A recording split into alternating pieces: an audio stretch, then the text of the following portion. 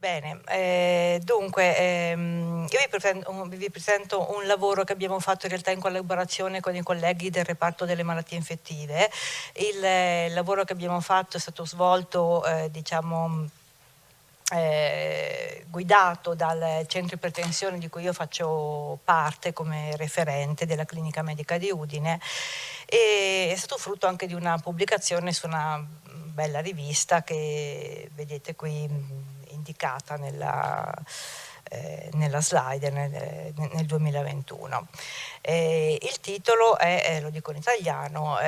Outcome cardiaco a breve termine in pazienti che sono sopravvissuti a infezione da Covid-19, uno studio sistematico dopo dimissione da ricovero.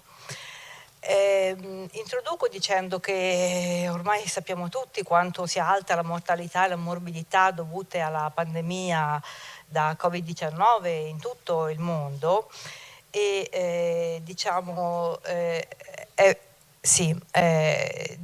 che solitamente quando si pensa al paziente affetto che è stato affetto da Covid si pensa più che altro alla problematica respiratoria, secondariamente a sintomi gastrointestinali, olfattivi, eccetera, eccetera. Ma alcuni centri, tra cui noi, hanno avuto l'obiettivo di vedere se questa infezione interessa anche un altro organo fondamentale, che è il cuore. E da questo siamo partiti. Questo perché diciamo che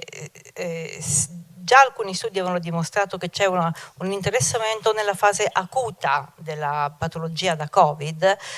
però non c'erano in letteratura degli studi che avessero visto qual era l'interessamento o eventuali patologie che riguardavano il cuore che si denunciavano a poco tempo dalla dimissione, cioè quando il paziente era già in fase di guarito o in fase di guarigione. E infatti lo scopo del nostro studio è stato di esaminare il cuore in pazienti sopravvissuti a infezione da Covid-19 dimessi e confrontare l'outcome, cioè i dati cardiaci tra pazienti dimessi recentemente dopo la malattia da Covid e pazienti matchati, cioè soggetti sani ma che non avevano avuto il Covid ma sovrapponibili per tantissime variabili ai pazienti che erano stati affetti da Covid, e anche di vedere le differenze a breve termine, a 40 giorni diciamo, tra i pazienti che avevano avuto una malattia da Covid lieve, moderata oppure severa. La severità, come molti di voi sanno, si basa su dei criteri della Simeu che tengono presente soprattutto l'entità del fabbisogno di ossigeno in maniera più o meno invasiva in base alla gravità della patologia e anche a quale tipo di reparto più o meno intensivo il paziente ha bisogno di essere ricoverato. E quindi diciamo che si tratta di uno studio di follow up di breve termine.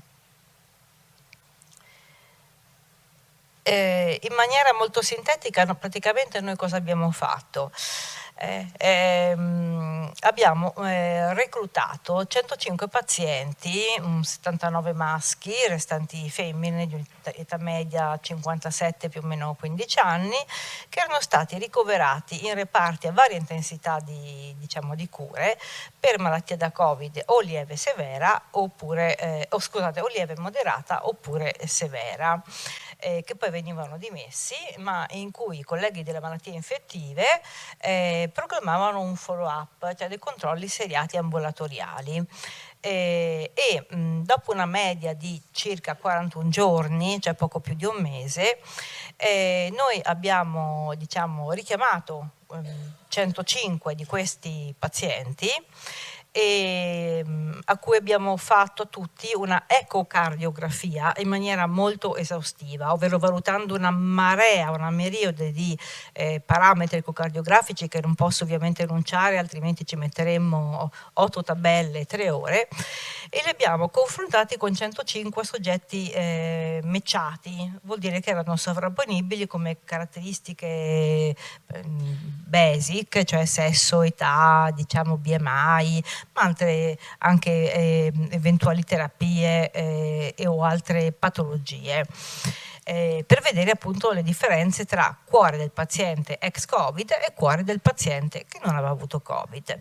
Il secondo, diciamo, aspetto dello studio è stato valutare se c'erano differenze dal punto di vista cardiaco in un follow-up a breve termine, cioè tra i pazienti che avevano avuto una malattia lieve e moderata, secondo lo score, diciamo, che erano 78, oppure pazienti che avevano avuto invece una malattia severa, che erano 27.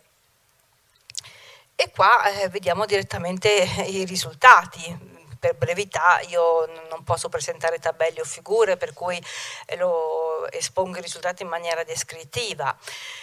Primo punto, facendo il confronto all'ecografia tra i pazienti che erano stati ricoverati per il Covid e i controlli non Covid sovrapponibili, matchati, valutando una serie infinita, diciamo, di parametri che si ottengono con l'ecocardiografia, non abbiamo trovato differenze a 41 giorni di media dopo la dimissione tra i pazienti Covid e i non Covid. Il secondo punto era vi erano differenze tra pazienti che avevano avuto la malattia Covid in forma lieve, moderata o in forma severa dopo la dimissione, ovvero a circa un mese, e abbiamo valutato anche in questi pazienti tutta una serie infinita di parametri che si ottengono con l'ecografia, e anche qui non abbiamo trovato differenze di nessun tipo in nessuno dei parametri ecocardiografici. Abbiamo voluto, questa è una cosa in più che non riguarda il cuore ma riguarda il polmone, però abbiamo aggiunto anche questo tipo di, diciamo, di rilievo per completezza. Abbiamo anche confrontato se c'erano differenze in ambito polmonare nei pazienti reduci da malattia Covid ad un primo follow-up, diciamo, di breve durata. E